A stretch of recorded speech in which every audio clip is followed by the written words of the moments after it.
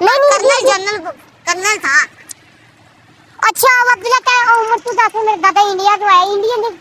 मेरा दादा इंडिया तो है तेरे मेरा गांव था चारे में दोस्त थी। अच्छा आहो के अब्दुल्ला एक गल दसा कसम में लाई मेरा लग होया काजद में बड़ी सिगरेटा पींदा सी बढ़िया पींदा सी स्नोकर खेलदा सी भाई लेजेंड बॉय सी वैसे ना काजद साहब बड़े लेजेंड थी। हां यार उन्होंने छाड़ गए थे किंदी मैं सिक्का पीने ने शुरू सिक्का में दाने यार ओ भी चलो यार मैं तुले नहीं जा रहा पीछे नु क्या हाथ ओए ओ मेरी बात क्या कौन हूं मैं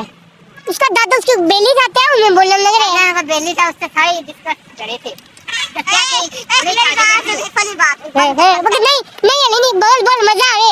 इसका ना एक बंदा बोला गाली गुली से बंद कर दे गाली गुली बंदा बोला कि ना पंजाबी रंग की तरह बोल रहा हां है कौन बंदा कौन बोला वह एक है बंदा भाई होगी बंदे के लिए ये बंदे है कौन बता चंगी मगे वाला